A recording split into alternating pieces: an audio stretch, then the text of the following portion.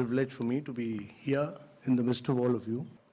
Great pleasure because I've been closely associated with all of you in the direct selling industry. My belief always has been that the direct selling industry adds hugely to economic activity.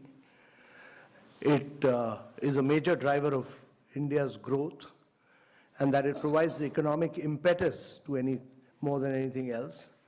And the key challenge for India is really about growth with jobs. So if you are not able to create jobs, then we'll be in deep problems. And therefore, jobs are very, very critical. And this industry creates jobs. And important thing is that we need to create jobs for women. We need to create jobs for women because in India, the contribution of women to gross domestic product, that is our GDP, is only 17%. And worldwide average is around 40%. 40%, the gap between India and the rest of the world is enormous.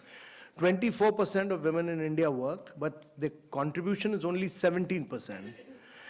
And unless and until we don't, as a conscious policy, have gender parity, there are many more women to become economic drivers of growth, it will be very difficult for India to grow. And actually, if we are able to create gender parity, have 40% women working, we'll be adding $700 billion to India's GDP. Wow. So while we are growing at 7.6%, we need to grow at 9 to 10% per annum for 3 decades or more to be able to create jobs for a very young population. We are passing through a window of demographic transition, which rarely happens in history. Our population is very young. You know, the biggest social and economic transition that is taking place across the world is the fact that the population in Europe and America is getting older and older. The population in India is getting younger and younger, and it will keep getting younger till 2040. And therefore, if you have to reap this advantage, it can be a huge nightmare as well if you are not able to create jobs. So if you have to create jobs, there are only 2 ways. One is to push manufacturing in a very big way, and the other is to push direct selling. Yeah.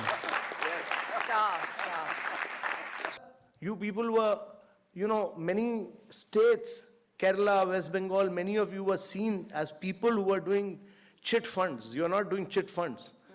You are doing a very respectable profession.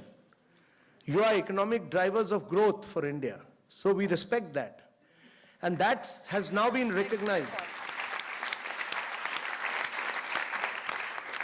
That has now been recognized that government has, by issuing these guidelines, clearly recognized that you are major players of India's economy, that you significantly contribute to India's economy, that you are adding to India's growth and wealth, and that you are creating jobs. And therefore, getting out with these guidelines were very important. And these guidelines have now been given to different states to realize that you are important players in India's economy, and every state will respect these guidelines because they have been issued by Government of India.